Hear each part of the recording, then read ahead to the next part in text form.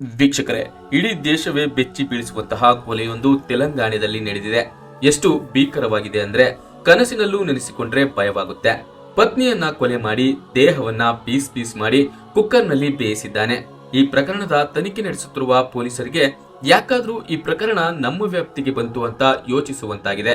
ಹೇಳ್ಬೇಕಂದ್ರೆ ಪೊಲೀಸರಿಗೆ ನಿದ್ರೆಯಲ್ಲೂ ಇದೇ ಪ್ರಕರಣ ಕಣ್ಣು ಮುಂದೆ ಬರ್ತಿದೆ. ಅಷ್ಟಕ್ಕೂ ಏನಾಯ್ತು ಅನ್ನೋದನ್ನ ನಾನೀಗ ತಿಳಿಸ್ತೀನಿ.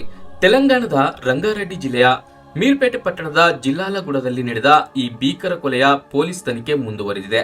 ಆಂಧ್ರದ ಪ್ರಕಾಶಂ ಜಿಲ್ಲೆಯ ಜೆಪಿ ಚೆರುವು ಗ್ರಾಮದ ನಿವಾಸಿ ಗುರುಮೂರ್ತಿ ಅದೇ ಗ್ರಾಮದ ವೆಂಕಟ ಮಾಧವಿಯನ್ನ 13 ವರ್ಷಗಳ ಹಿಂದೆ ವಿವಾಹವಾಗಿದ್ದ. ದಂಪತಿಗೆ ಇಬ್ಬರು ಮುದ್ದಾದ ಮಕ್ಕಳಿದ್ದಾರೆ. ಗುರುಮೂರ್ತಿ ಏನು ಸಾಮಾನ್ಯ ವ್ಯಕ್ತಿಯಲ್ಲ. ಆತ ಸೇನೆಯಲ್ಲಿ ಯೋಧನಾಗಿ ಸೇವೆ ಸಲ್ಲಿಸಿ ರಿಟೈರ್ಡ್ ಆಗಿದ್ದ. ಪ್ರಸ್ತುತ ಕಾಂಚನ್ಬಾಗ್ನಲ್ಲಿರುವ ಡಿಆರ್ಡಿಎಯಲ್ಲಿ ಗುತ್ತಿಗೆ ಭದ್ರತಾ ಸಿಬ್ಬಂದಿಯಾಗಿ ಕೆಲಸ ಮಾಡ್ತಿದ್ದ.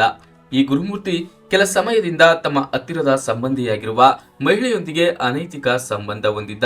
ಈ ವಿಷಯ ಪತ್ನಿ ಮಾಧವಿಗೆ ಗೊತ್ತಾಗಿ ಇಬ್ಬರ ನಡುವೆ ಆಗಾಗ ಜಗಳ ನಡೆಯುತ್ತಲೇ ಇತ್ತು. ತಮ್ಮ ಅನೈತಿಕ ಸಂಬಂಧಕ್ಕೆ ಇರೋ ಅಡ್ಡಿಯನ್ನ ತೊಡೆದು ಹಾಕಲು ಪತ್ನಿಯನ್ನೇ ಕೊಲ್ಲಲು ಗುರುಮೂರ್ತಿ ಪ್ಲಾನ್ ಮಾಡಿದ. ಸಂಕ್ರಾಂತಿ ಹಬ್ಬದ ಸಮಯದಲ್ಲಿ ಗುರುಮೂರ್ತಿ ತನ್ನಿಬ್ಬರು ಮಕ್ಕಳನ್ನ ನಗರದಲ್ಲಿನ ತನ್ನ ಸಹೋದರಿ ಮನೆಯಲ್ಲಿ ಬಿಟ್ಟು ಬಂದಿದ್ದ. ಜನವರಿ 13 ಮತ್ತು 14ರಂದು ಗುರುಮೂರ್ತಿ ಮತ್ತು ಮಾಧವಿ ಬೆಳಿಗ್ಗೆ ತಮ್ಮ ಸಹೋದರಿ ಮನೆಗೆ ಹೋಗಿ ಸಂಜೆ ವಾಪಸ್ ಬಂದಿದ್ದರು. ಜನವರಿ 15ರಂದು ಬೆಳಿಗ್ಗೆ ಗುರುಮೂರ್ತಿ ಮತ್ತು ಮಾಧವಿ ಜಗಳವಾಡಲು ಶುರು ಮಾಡಿದರು. ಕಾರಣ ಏನಂದ್ರೆ ತನ್ನ ಗಂಡ ಇನ್ನೊಬ್ಬ ಮಹಿಳೆಯ ಜೊತೆ ಇರುವ ಫೋಟೋಗಳನ್ನ ಮಾಧವಿ ನೋಡಿಬಿಟ್ಟಿದ್ದಳು. ಜಗಳ ನಡೆಯುತ್ತಿದ್ದಂತೆ ಮೊದಲೇ ಕೊಲೆಗೆ ಪ್ಲಾನ್ ಮಾಡಿದ್ದ ಗುರುಮೂರ್ತಿ ಪತ್ನಿಯ ತಲೆಗೆ ಬಲವಾದ ಆಯುಧದಿಂದ ಹೊಡೆದನು.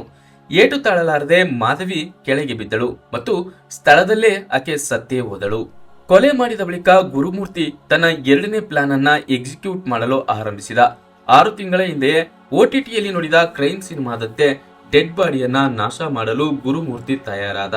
ಇಲ್ಲಿ ಇನ್ನೊಂದು ಭಯಾನಕ ಸಂಗತಿ ಇದೆ.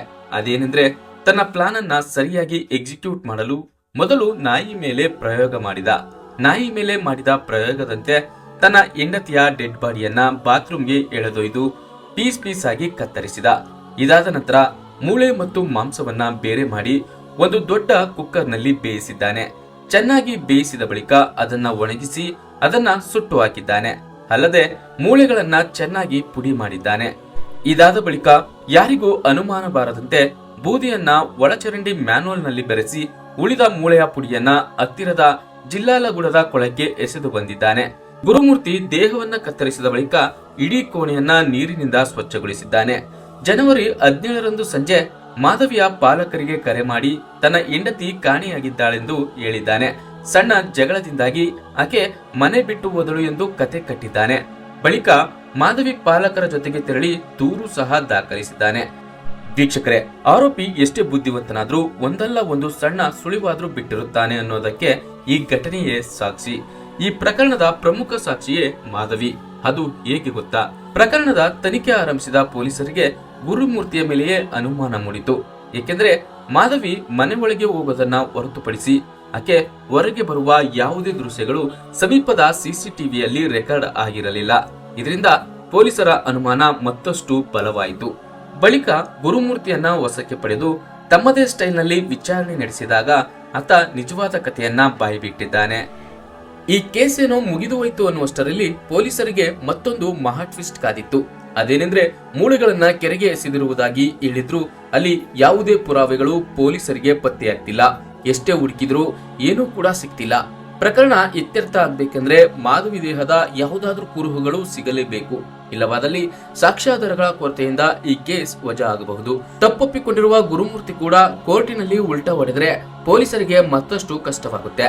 ಹೀಗಾಗಿ ಈ ಪ್ರಕರಣ ಪೊಲೀಸರಿಗೆ ತಲೆನೋವಾಗಿದೆ. ವೀಕ್ಷಕರೇ, ಈ ವಿಡಿಯೋ ನೋಡಿ ನಿಮಗೆ ಏನನಿಸಿತು? ಆರೋಪಿಗೆ ಶಿಕ್ಷೆ ಆಗುತ್ತಾ ಇಲ್ವಾ? ಕಮೆಂಟ್ ಮೂಲಕ ನಮಗೆ ತಿಳಿಸಿ.